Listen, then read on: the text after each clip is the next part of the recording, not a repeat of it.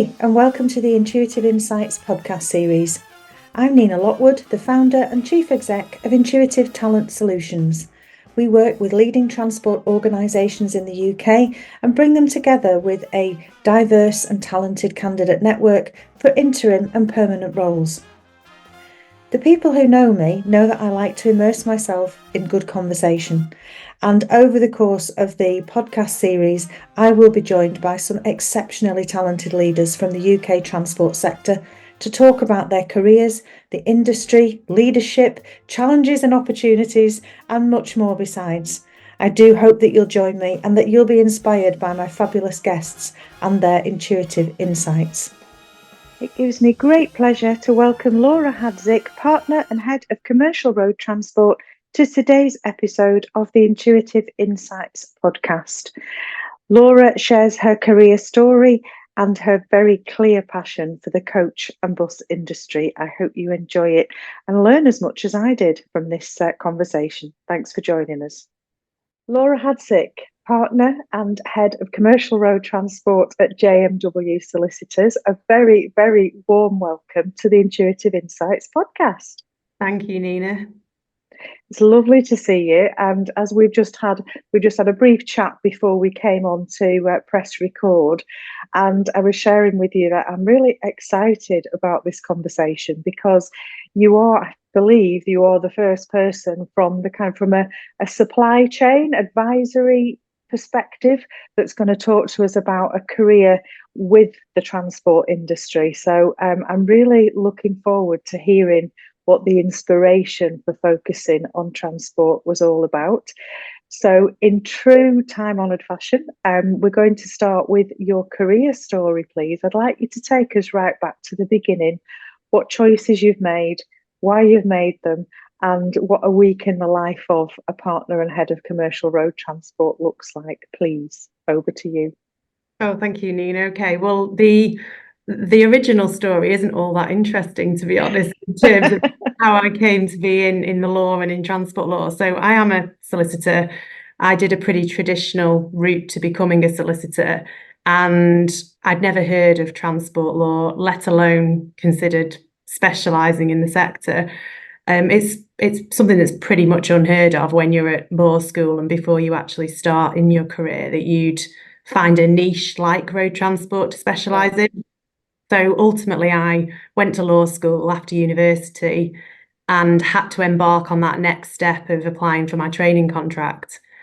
And the firm that I applied to through the careers service at the law school had an interviewing panel of 3 people, and the gentleman, Tim Culpin, who headed that interview panel, was actually the partner in that firm who specialised in road transport law. Right. And as part of that interview process, the training contract wasn't due to start for 6 or 7 months. And I was offered the opportunity to work with him as a paralegal in anticipation of my training contract. Okay. So no disrespect to Tim, but nobody in my shoes was going to say no to that opportunity. So as with, I suppose, most people, when they're asked how they got into transport, I fell into it because that's pretty much how everybody ends up in the sector, unfortunately. I think it's really interesting that, because definitely quite a number of the guests on the podcast would echo exactly what you've said. I fell into it. I remember somebody saying to me it was an 8-week contract, and I'm still here 26 years later. So it does get you. I think once you start working in the sector, it does kind of grab hold of you. And if you can, there's so many people have got this passion for it that we didn't expect. I certainly didn't expect it when I started working with the industry 11 and a bit years ago. So fell into it, but then have built a successful career after that. Yeah, I was very much that sort of 8-week contract. I'm still here X number of years later. So mine was 6 months as a paralegal, and 17 and a bit years later, I'm still here. Wow. So carried on as the traditional law route would take you, went on to do my training contract, which actually, somewhat unusually, I specifically asked if I could carry on doing transport as part of my training, which the firm I was at facilitated in as much as they could, because there's certain prescribed sort of types of law, contentious and non-contentious, you had to do back then. Again, fortunately for me, I fell into a newly qualified solicitor role in road transport because somebody happened to be moving on to a different opportunity, which opened the door for me. And the rest, as they say, is history. I don't just deal with the coach and bus sector. That is my passion, I would say, over the other elements of my work. But I do deal with the haulage sector as well. So all of my clients are operators of either lorries, coaches, or buses. Right. And the regulations surrounding their operation of those businesses basically is my bread and butter. Right. I wouldn't say there's a typical week in the world of transport law. I suppose there's no typical week in the world of transport or law, so put them both together and you There definitely isn't. unpredictable mix. But I've progressed through the last 17 years to specifically focus on a bus and coach, the passenger sector primarily. Right. So for me, a typical week could look like anything from advising a coach operator at public inquiry before the traffic commissioner and representing them in the sort of 3 or 4 week process that leads up to that hearing from the point that they get the notification through. It could be delivering training to the board of a large international haulage company on operator licensing responsibilities. It could be dealing with one of your big bus groups or a smaller bus operator in relation to the reliability and punctuality of their bus services. So it really is the sort of full spectrum of operational issues, really, I suppose, that would affect those types of business that then impact on the licensing, the operator's license that they need to run those vehicles. Yeah. So just to take a step back, you said you specifically requested to stay in road transport. So what is it? What is it about the sector that has kind of really grasped hold of you and made you want to focus on it? And I see, I see what you're up to, and you're kind of all over the place in terms of you're brilliant at networking. We see you really engaged in industry events. What makes you want to do all of that? I think it's perhaps 2 things. So one, I'd say the actual law surrounding transport is so varied and it encompasses absolutely everything when you're dealing with the licenses to run those vehicles. I'm dealing with elements of employment, insolvency, contractual arrangements, criminal processes. So there's a real variety and a real mix in terms of the law itself. But then when you actually add that into sort of the mixing pot with the business types and the people in those businesses that you're dealing with across the sector, it's just a really, really nice, welcoming, engaging sector to be part of. And you'll know yourself, Nina, it's once you're in, you really have got the bug and you can't move away from that to do some sort of other role or work for a different sector. One of my colleagues actually said to me the other day, God, you're always here, there and everywhere. I don't know how you cope. And I said, turning it on its head, I said, I don't know how you cope being in the office at your desk 5 days a week. Yeah, I couldn't do that. It's the variety. And I think one thing that over and above the law, it's the human connection you get with the people that you're dealing with. I mean, I'm instructed very much as a distress purchase by people that are facing loss of business closure, potentially criminal implications from what they've done with their vehicles or not done, or what their drivers may have done. And it's all very highly emotive.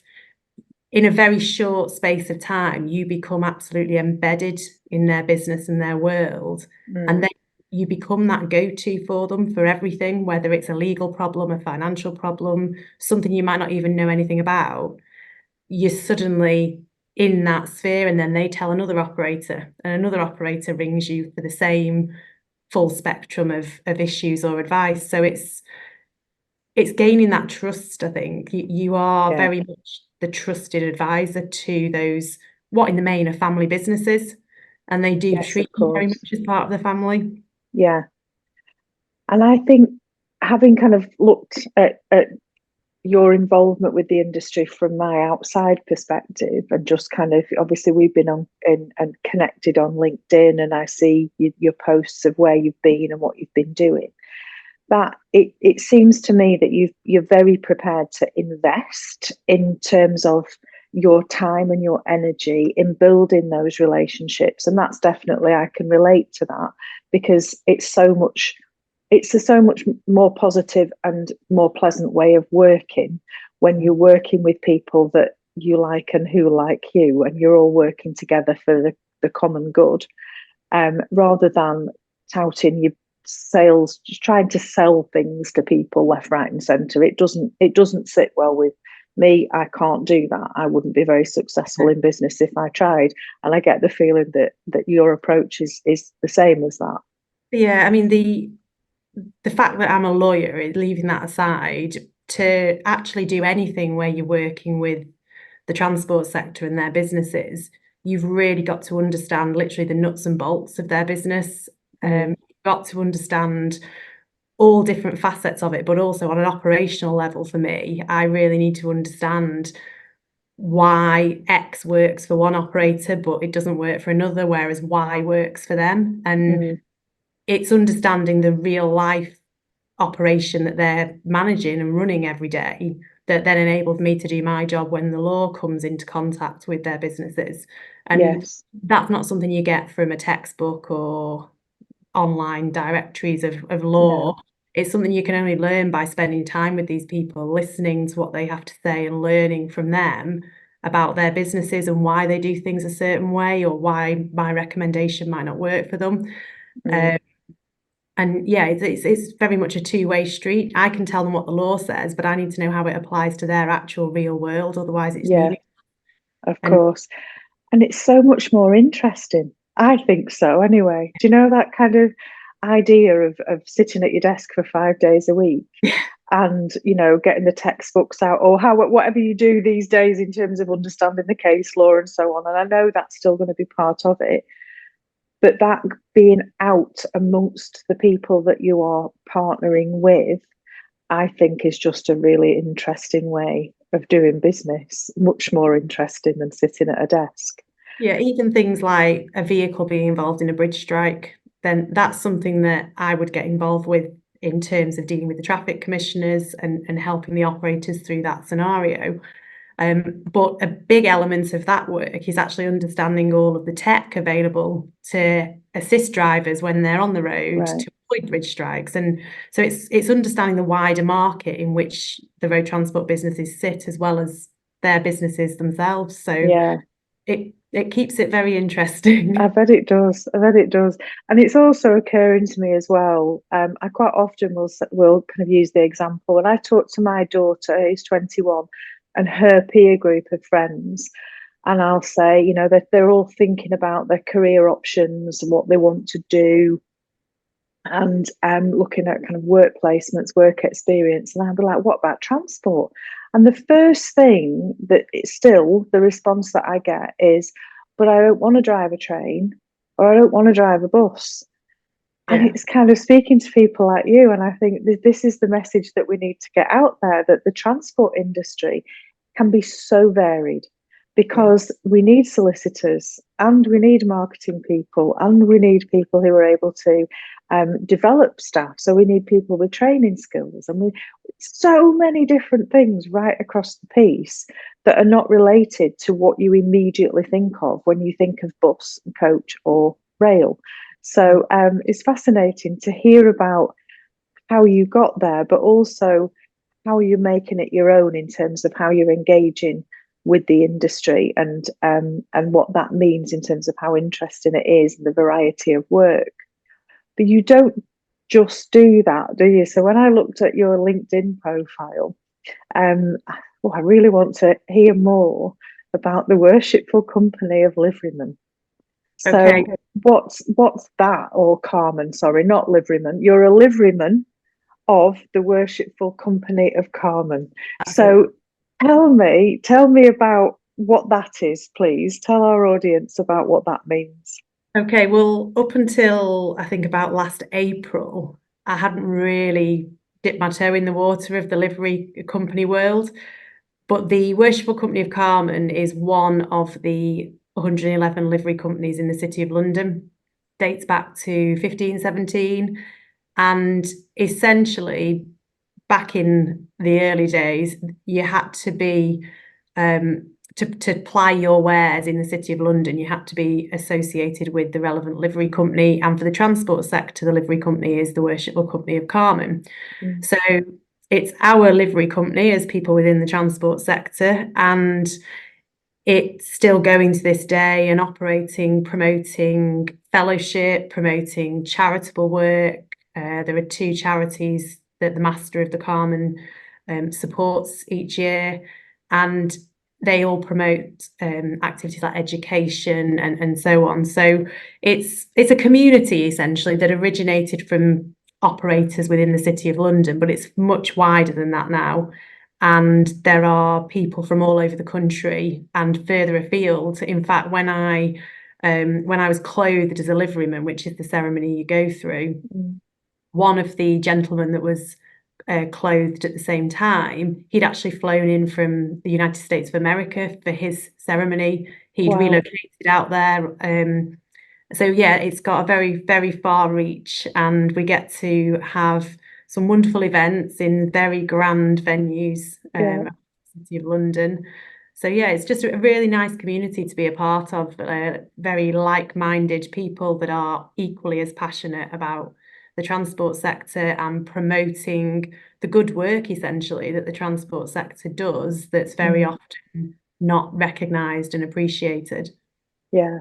I was saying to you earlier, I was asked to speak at a livery dinner last year. And up until that point, I really didn't. I'd heard of it. I have a friend who is part of something with the educators. I can't remember the title of it now, but he was given the freedom of the City of London.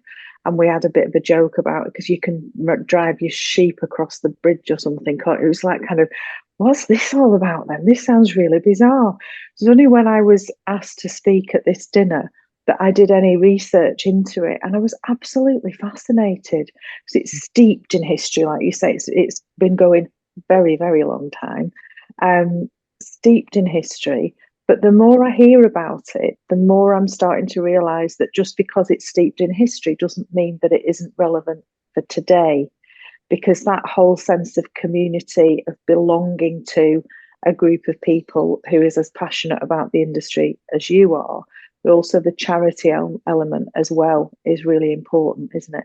Yeah, definitely. It's quite a nice history to be involved with, but actually it's equally about promoting the sector today to achieve great things for the transport sector, but also support all the very worthwhile causes that the Carmen work to benefit through their charitable work. Yeah. So I'm going to ask an obvious question here, Laura, and I make no apologies for asking an obvious question, but when I was doing my research, I did notice that the word men appears quite often in the title. So obviously, Worshipful Company Carmen, and you are a livery man. Yes. How does that work then? Because I know you're passionate about, you're a member of Women in Bus and Coach, Women in Transport. I know you're very passionate about promoting gender equality in the transport industry. So how does this sit with you? I actually think it's something that perhaps hadn't been noticed for some time, but there have been conversations about the titles and whether man remains appropriate or it should be livery person. And actually, the Carmen have recently launched Women in Carmen.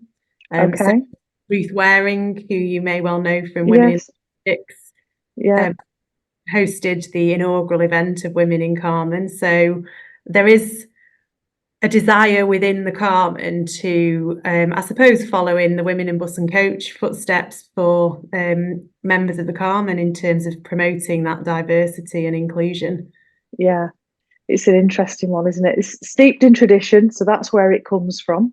Yes. But does it sit quite well in terms of where we are now and the language that we use? And I know there'll be people listening to this who'll be rolling their eyes thinking, Nina, why are you even bringing this up? It's not an issue. Some people it kind of will just grate a little bit in terms of the title. I know there have been mutterings about the title at the various events I've been to and so on. But actually, a lot of the Carmen that I've already had the pleasure of spending time with, a lot of them are women, and some of them are very heavily involved on the court, dealing with the sort of management of the Carmen. So it's certainly not, as Beverly Bell would say, male, pale and stale. There is a great deal of diversity already in there, despite Fantastic. the title suggesting otherwise. Yeah, that is brilliant to hear. That is brilliant to hear. And you, as I've said, you're involved in Women in Bus and Coach, Women in Transport as well. So what do you I want to link that actually with this badge that you've got on your LinkedIn profile that says you're in the top 100 LinkedIn influencers, which I didn't even know was a thing. So neither did I. This networking thing, how's that working? What's your focus on that, Laura, and how does it work for you? I think firstly, in terms of the LinkedIn influencer thing, it's LinkedIn legal influencer. I think I was number 39 out of the top 100 for the first quarter of 2024. Right. So I didn't even know this was a thing before I got an email telling me that where I'd ranked. But it's to do with the amount of engagement on your LinkedIn and how many people have looked at your posts and engaged with them in some way, and all the analytics in the background work that out. But I suppose in terms of my use of LinkedIn and my affiliation with things like Women in Bus and Coach and Women in Transport, one thing when I was coming through the sort of journey of my career in transport, one thing that I didn't really have was visibility of other women ahead of me in the queue. So I've always been very passionate about there shouldn't be any barriers to anybody doing anything. I mean, I grew up as the oldest of 4 children, 2 boys, 2 girls, and my parents have always adopted all of you can be, no matter what you want to be, regardless of age, gender, and what have you. So that's something that I've grown up with, that can-do attitude. And I think that my hope through my activities on LinkedIn and the other networking initiatives I get involved with is that other girls and women who are perhaps wondering what to do with their career or what sector to go into may well see what I'm getting up to and think, actually, I can do this, whether it's in law, whether it's in transport, but they can see somebody and hopefully aspire to be like that person or do something similar. So I think that's a very long-winded way of saying it's hopefully to try and raise awareness and increase visibility. And I think it is one of the people that spoke actually at the Women in Bus and Coach National Summit last year, and I can't, apologies, remember who it was, but they came out with a phrase about if you can see it, you can be it. And I think that's very much what I hope other people will see, because I didn't always have that at every stage of my career. It was and still is in large part a very male dominated industry, both law and transport. Having said that, some of the biggest champions of my career have actually been men. So the whole male ally piece is very true and rings so very important. True. So important. So I definitely agree with everything you've just said. I think in terms of your visibility, everything I see that appears on my timeline from you, all your posts, they're so positive. They're kind of chatting about where you've been and what you've done, which gives us a really great insight into what the role of a solicitor within the transport industry looks like, but also those different things that you're involved in from a networking and a community perspective. So a brilliant role model in terms of that, see it to be it.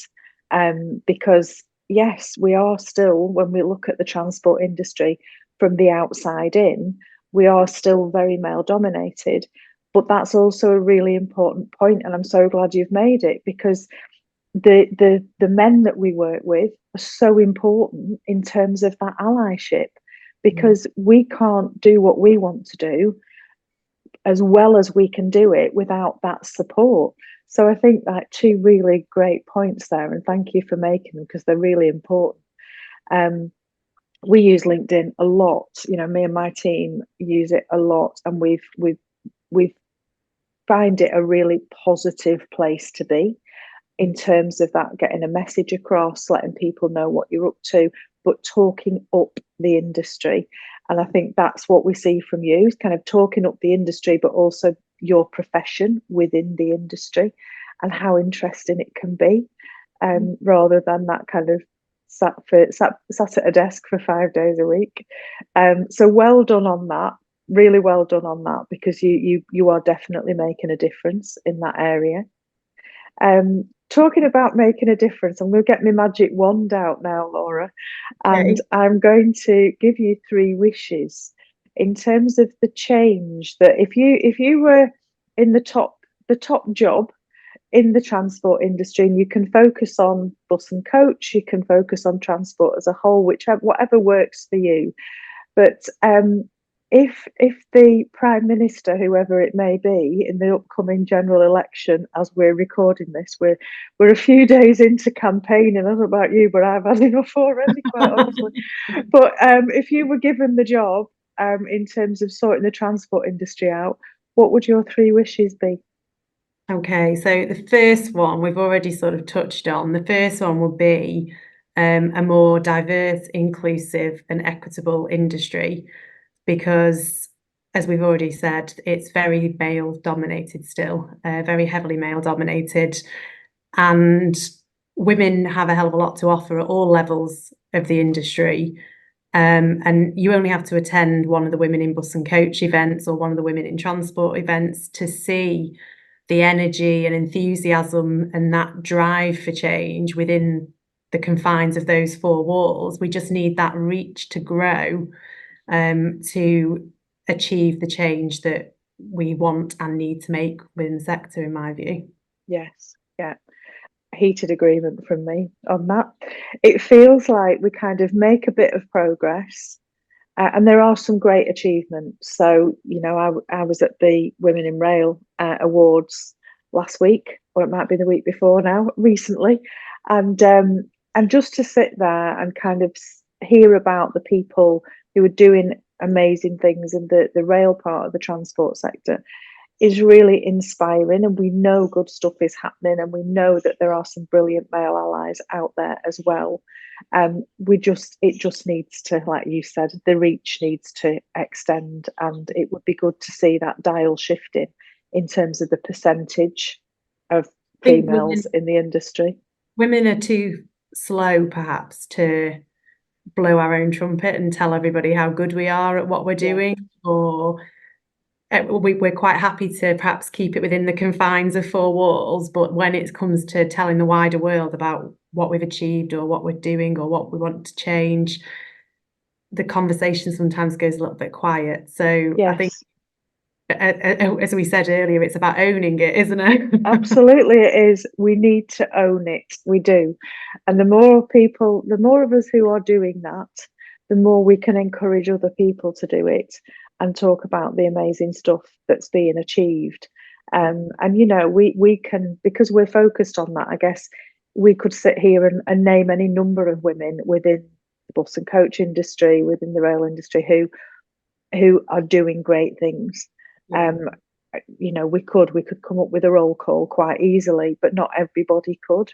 But that's because we're focused on it, I guess, and more aware of it. I think also you see, for example, headlines like Loveday Riders, the first female CEO of the DVSA, and somebody else is the first of this or the first of that, and it's the first woman. We need to get to a stage where it's not that, they're just next CEO. Yes, that we've still got a long way to go there, I think, but it's positive that we're seeing the first in these roles come through. It is, but it needs to be not news. that Yeah. gender doesn't need to be the news. It's the individual that needs to be the news, and what they're bringing to the party. Definitely. So yes, heated agreement from me on your first wish. What's your second one, Laura? Okay, secondly, and you might think this is related, but it's a little bit different. It's to improve the perception and profile of the industry. I think we all hear a lot about things like modal shift, trying to get everybody onto public transport to support the green agenda. But some of the most damaging comments about the coach and bus sector were made by people in government and the press during COVID, when we were given this perception that buses and coaches were dangerous, you were going to catch COVID if you got on them. And I think we're a long way from recovering from that narrative still. And I think that there is real change needed in how people view, particularly probably coach, which is where my deepest passion lies, because coach is seen as a sort of nice to have. Bus is very much seen as essential. It got the key workers to work and it's still doing those activities. Coach has always been the sort of Cinderella industry in the passenger transport world. Right. And it's seen as it takes your pensioners to the seaside on day trips. But actually, when the trains don't run, it's the coach operators that come out in force to get us to where we need to be. When the planes are grounded, when all these different essential activities are taking place, it's the coaches that are getting people to Wembley. It's the coaches that are bringing home the first COVID patients off the cruise ships. All these sorts of unreported grand activities that coach is involved in, and nobody really has visibility of that unless you're in the coach sector.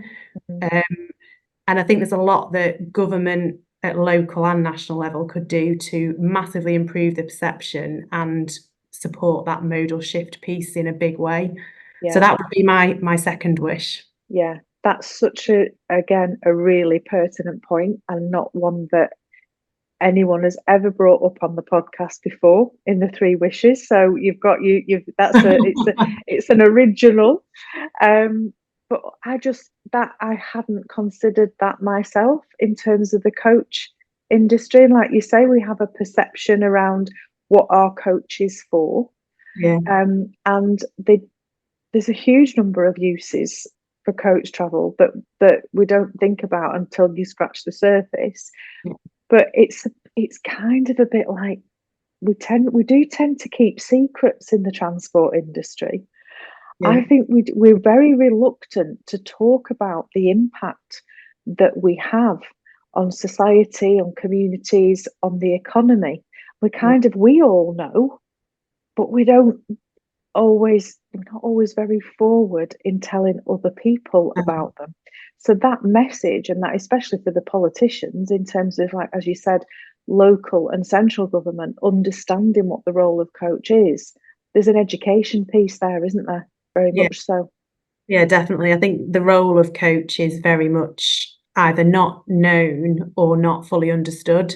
And even those sort of more tourist or leisure-based activities that coaches support, there's a much wider sort of social and well-being piece that underpins all of that as well. Sometimes the coach is the only means of avoiding isolation for a lot of people because it gets them from home to wherever they want to be. Yes. So I think there's a real sort of resetting of the dial where coach is concerned that needs to take place, which will support a lot of the other initiatives and aims of industry and government, I think. Yeah, really good point. Thank you for that. Yeah, it's made my mind's going, my mind's whirring. Number three. Number three, I'm staying on my coach soapbox, I'm afraid. Right. But this is a legal point regarding coach. So coach is very often stuck with the unintended consequences of legislation that is introduced. And again, this often feels like it flows from the lack of understanding of the difference between the bus industry and the coach industry. They're all passenger vehicles, so they all do the same thing, or they will all work in the same way, seems to be sometimes the mindset that is wrong, quite frankly. Yeah. So I've already mentioned during COVID the issues with coach, but one big issue there was coach didn't get any funding, whereas the bus sector did. Yeah. Coach was not seen as essential, and all the issues that have been well talked about over the last few years. But in addition to that, things like accessibility regulations, there was a huge issue surrounding coaches being used on home to school transport and rail replacement work, and the need for them to comply with PSVAR. More recently, we've seen the introduction of bus open data, which an unintended consequence of that, because of quite poor drafting in some of the legislation, is that coaches being used on home to school services, some of those are caught and are having to comply with requirements that were never intended to catch coaches on home to school services, because the idea behind the legislation is to increase bus patronage, and you're not going to get any extra kids on the bus. You know how many people are going to and from school. Yeah. And even more recently, the accessible info regulations, which are coming in, they bite the 1st of October. Again, coaches being used on rail replacement work seem to be another unintended consequence of legislation that was designed to catch the wider bus industry and not that specific element of work. And it just feels like they're constantly on this uphill battle, trying to navigate their way through one set of rules that perhaps wasn't intended for them, and then the next one gets sent their way. So yeah, I would very much like for coaches to not just be the unintended consequence of something, but for there actually to be proper thought given to the impact some of these changes might have on the coach operators, and for specific provision to be made to differentiate them from the wider bus industry.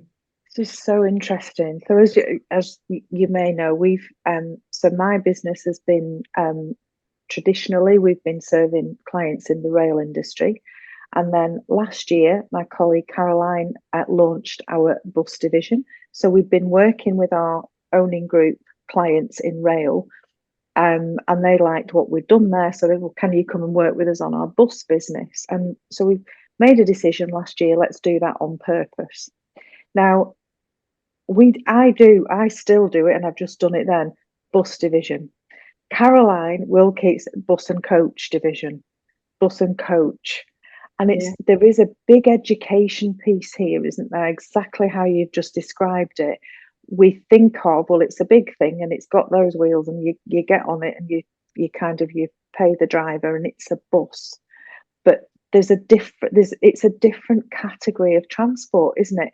And for people like me, I just don't think about that. I know that they look a bit different, but I don't think about the differentiation. So there's a massive education piece for the general public, but also importantly for the politicians and the people who are making the legislative decisions around what the rules are moving forward, and actually supporting the growth of the coach industry as part of bus and coach, rather than pressing it down and not letting it grow and not letting it develop.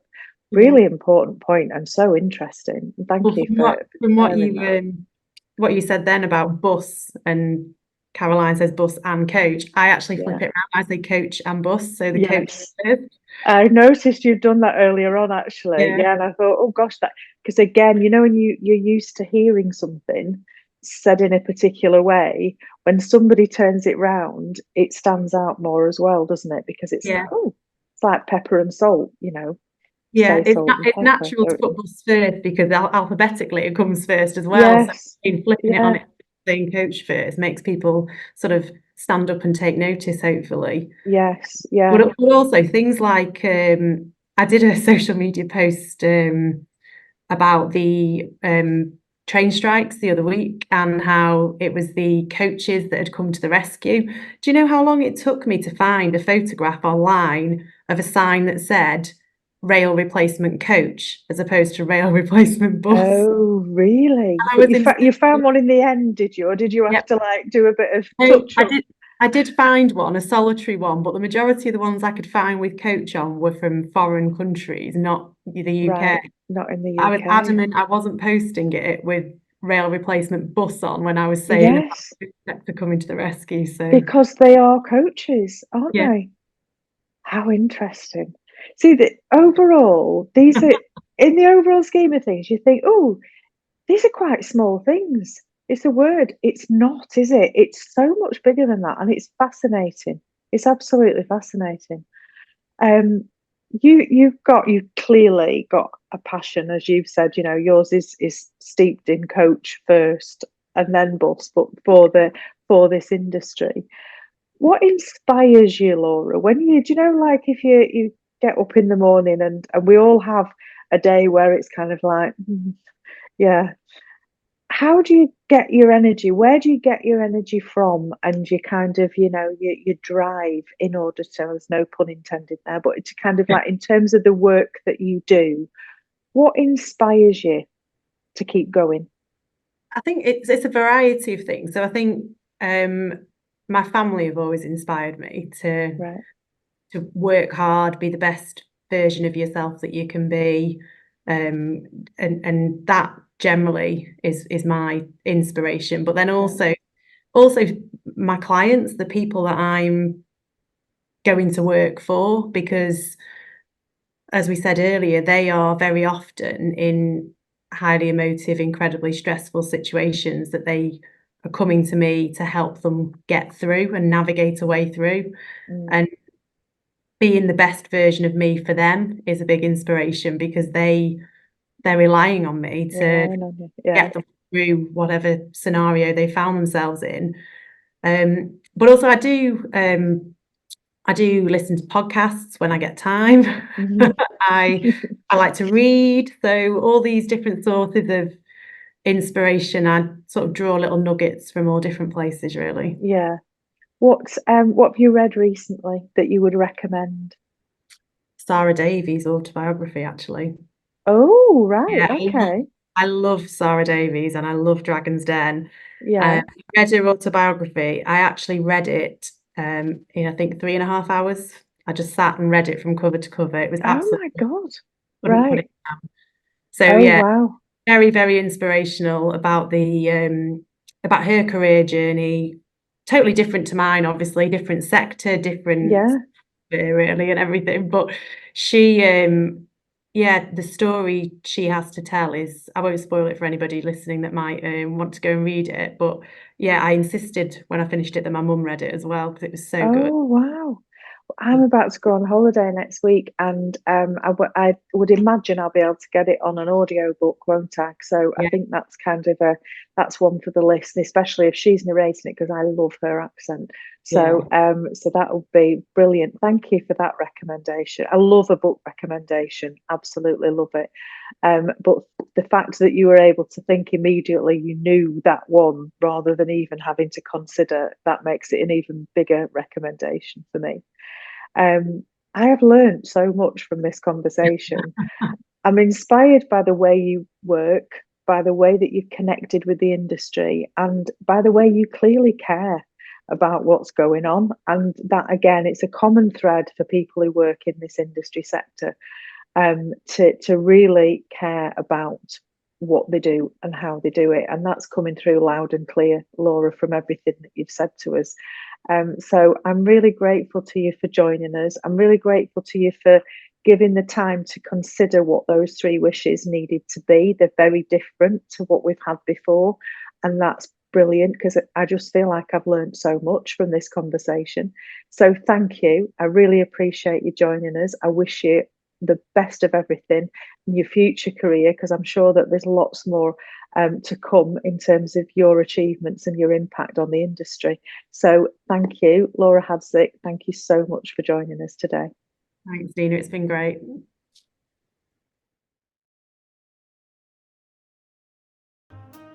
My huge thanks to Laura for being such an informative guest on today's episode of the Intuitive Insights podcast. Please join us next time for more career stories from senior leaders in the transport industry.